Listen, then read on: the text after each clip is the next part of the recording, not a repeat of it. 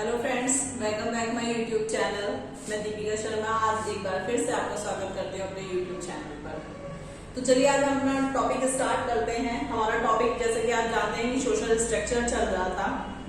Social structure में मैंने आप लोगों को बताया है कि सोशल स्ट्रक्चर क्या होता है, सामाजिक संरचना क्या है, उसकी डेफिनेशंस क्या क्या दी हैं।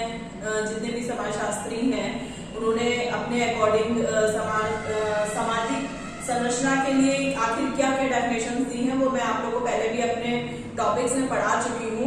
मेरे को आप लोग से एक बात और करनी थी कि मैं जितने भी वीडियो बना रही हूँ उसमें मैंने अभी तक जो कुछ दिन पहले ऑडियो वाले वीडियोस बना करके आप लोगों को भेजे हैं, उसमें वीडियो और एडिटिंग में थोड़ी सी प्रॉब्लम हो गई है।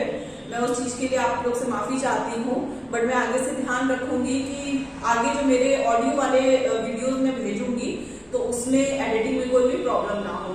तो मैं मैंने ऑडियो वाले वीडियोस बनाए हैं उनमें एडिटिंग में जो प्रॉब्लम आई है उसके लिए मैं आप लोगों को सॉरी बोलती हूँ और मैं आगे से उस चीज का ध्यान रखूंगी कि आप लोगों को किसी तरीके की कोई शिकायत का मौका ना हो।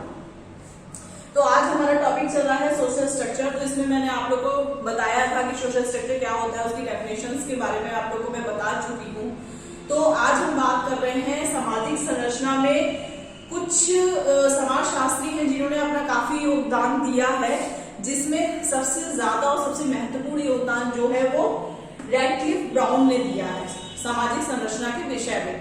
तो सामाजिक संरचना समाज में समूहों संस्थाओं के विन्यास को प्रकट करती है, जो कि उनके प्रकारों को सामाजिक संरचना के विकास में सामाजिक परिस्थितियों और सामाजिक आवश्यकताओं की भी भूमिका जो है वो बहुत ज्यादा इम्पोर्टेंट रखती है। यही कारण है कि सामाजिक संरचना में अनुकूलन करने की क्षमता जो होती है वो सबसे ज्यादा अधिक होती है।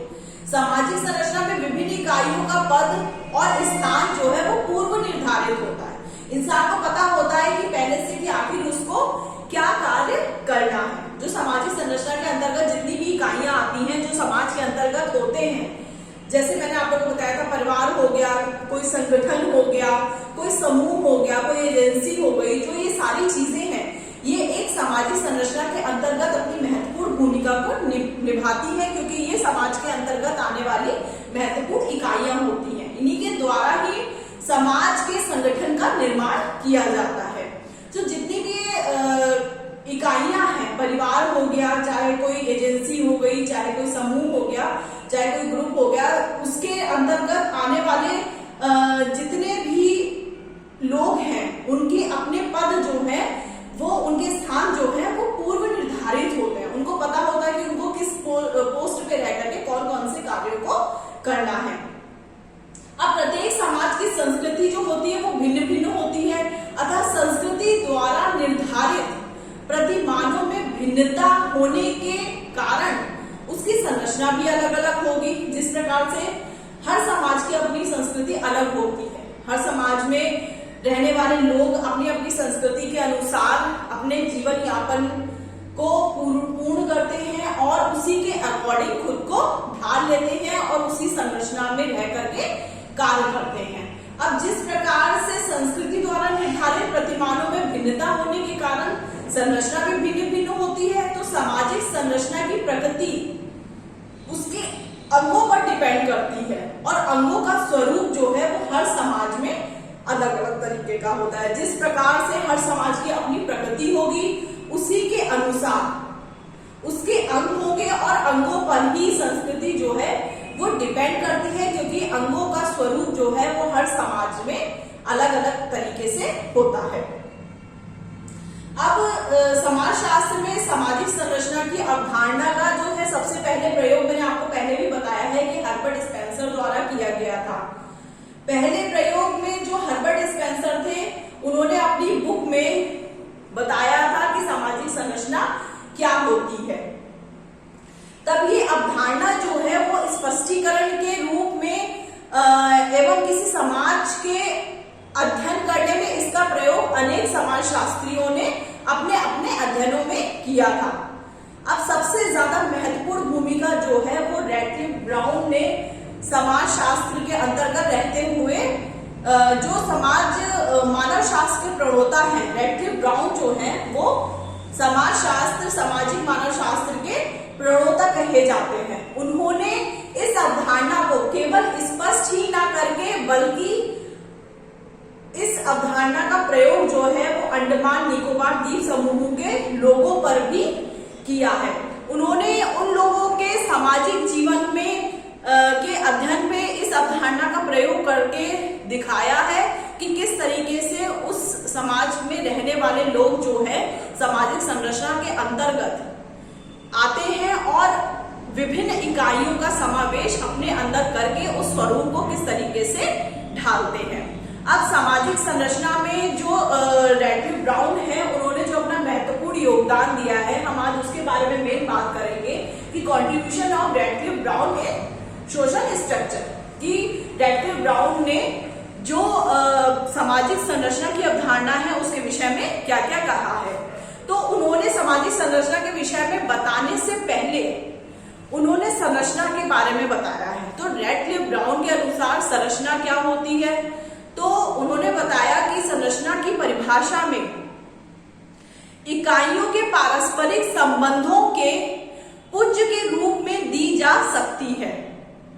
उन्होंने कहा है कि जब हम संरचना शब्द का प्रयोग करते हैं तो हमारा आशय भागों या अंगों की एक प्रकार की व्यवस्थित क्रमबद्धता से होता है। संरचना का मतलब हो गया किसी मनुष्य का जो बॉडी स्ट्रक्चर है उसकी जो संरचना है वो एक क्रमबद्धता के रूप में होगी, मतलब एक सीरीज वाइज होगा कि सबसे ऊपर मान लीजिए अगर हम किसी का बॉडी स्ट्रक्चर लेते हैं, किसी वुमेन का, किसी मैन का, तो उसके अकॉर्डिंग सारे पार्ट जो है वो एक क्रम के अनुसार लगे हैं। सबसे ऊपर सर है, फिर आंखें हैं, नाक है, मुंह है, गर्दन है, आपके हाथ हैं, आपके पैर हैं, तो वो एक क्रम के अनुसार लगे हैं। ऐसा नहीं कि क्रमबद्धता का मतलब हो गया कि एक क्रम के अकॉर्डिंग एक सीरीज में 1 to 10 करके, ना कि उल्टे पुल्टे, मतलब ऊपर सर है, हाथ सबसे नीचे है और आंखें मुंह की जगह है, मुंह ऊपर है, तो ऐसा नहीं है। जो भगवान की, जो प्रकृति की बनाई हुई चीज है,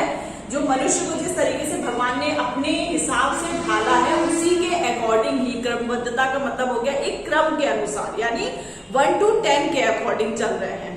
तो उन्होंने यही कहा कि जब हम संरचना शब्द का प्रयोग करते हैं तो हमारा आशय भागों या अंगों की एक प्रकार की व्यवस्थित क्रमबद्धता से है। अब रैडक्लिफ ब्राउन ने सामाजिक संरचना की परिभाषा देते हुए कहा है, सबसे पहले तो उन्होंने संरचना के बारे में बताया कि संरचना क्या होती है, फिर उन्होंने बताया कि सामाजिक संरचना क्या है। तो सामाजिक संरचना के बारे में उन्होंने बोला है कि सामाजिक संरचना के निर्माण भाग जो अथवा इकाइयां जो है, निर्माणक भाग जो है और इकाइयां जो है वो मनुष्य है, और एक मनुष्य एक स्वयं के रूप में नहीं अपितु सामाजिक संरचना के अंतर्गत पद को धारण करने वाला है। मनुष्य ऐसा नहीं कि सिर्फ खाली उसको एक मनुष्य की अवधारणा दे दी गई है, एक मनुष्य जो है वो खाली एक मनुष्य, ऐसा नहीं है। वो समाज के अंतर्गत रहता है और उस समाज के अंतर्गत रहने वाली विभिन्न इकाइयों के पदों को धारण करता है। रैडक्लिफ ब्राउन जी के अनुसार सामाजिक संरचना कोई स्थिर वस्तु नहीं है। वो ये कह रहे हैं कि सामाजिक संरचना जो है वो कोई स्थिर वस्तु नहीं है, क्योंकि सामाजिक संरचना के अंतर्गत जितनी भी सामाजिक इकाइयां आती हैं, जैसे परिवार हो गया, संगठन हो गया, समूह हो गया, समाज हो गया, आपकी अर्थव्यवस्था हो गई, चाहे कितनी भी इकाइयां हैं, वो मनुष्य को दिन प्रतिदिन एक गतिशील निरंतरता के अंतर्गत लेकर के आती है। मनुष्य की शारीरिक संरचना की भांति सामाजिक जीवन में, मानव जीवन में भी परिवर्तन होता रहता है। जिस तरीके से मानव जीवन में परिवर्तन होता है उसी प्रकार से सामाजिक जीवन में भी दिन प्रतिदिन निरंतर परिवर्तन जो है वो होता रहता है। अब रैडक्लिफ ब्राउन के अनुसार जो उन्होंने सामाजिक संरचना को लेते हुए कुछ तथ्य दिए हैं, वो कुछ तथ्य जो है वो पॉइंट वाइज हैं, 2 या 3 पॉइंट हैं, तो मैं आपको बता देती हूँ। जो उन्होंने पहला तथ्य जो अपना दिया था, जो उन्होंने अपना फैक्ट बताया था सामाजिक संरचना को लेते हुए, उन्होंने बताया था कि सामाजिक संरचना का निर्माण जो है वो इकाइयों के पारस्परिक क्रमबद्ध संबंधों में होता है। फिर सेकंड उन्होंने बताया कि सामाजिक संरचना की इकाइयां जो हैं वो मनुष्य है, क्योंकि मनुष्य की समाज के अंतर्गत रहते हुए उन सामाजिक इकाइयों को दिन प्रतिदिन गतिशील करता रहता है। नेक्स्ट उन्होंने बताया कि सामाजिक संरचना एक वास्तविक, परिवर्तनशील और गतिशील निरंतरता है। मतलब सामाजिक संरचना के अंतर्गत मनुष्य जो है वो वास्तविक रूप को भी देखता है, परिवर्तनशील रूप को भी देखता है और गतिशील रूप को भी निरंतर प्रकृति में देखता रहता है। फिर नेक्स्ट उन्होंने बताया कि सामाजिक संरचना संस्थाओं के माध्यम से अपनों को बनाए रखती है व स्थानीय पक्ष में एक अपना महत्वपूर्ण योगदान देती है। तो इस तरीके से कुछ सामाजिक संरचना के अंतर्गत कुछ फैक्ट थे जो रैडक्लिफ ब्राउन जी ने अपने टॉपिक्स में बताए थे। तो आज मैंने आप लोगों को रैडक्लिफ ब्राउन ने सामाजिक संरचना के बारे में, संरचना की डेफिनेशन दी, सामाजिक संरचना क्या होती है ये उन्होंने बताया।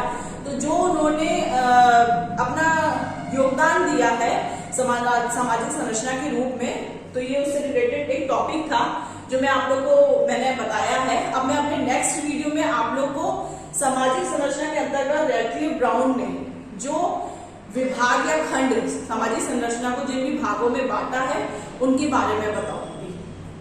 तो अगर आप लोगों को मेरे वीडियोस पसंद आ रहे हैं तो प्लीज उनको लाइक कीजिए, मेरे चैनल को सब्सक्राइब कीजिए और बेल आइकन पे जाके बेल के बटन को जरूर प्रेस कीजिए। मेरे वीडियोस को ज्यादा से ज्यादा शेयर करिए ताकि जितने भी एमए प्राइवेट के बच्चे हैं वो सब मेरे वीडियोस के फायदे उठा सकें। Thank you.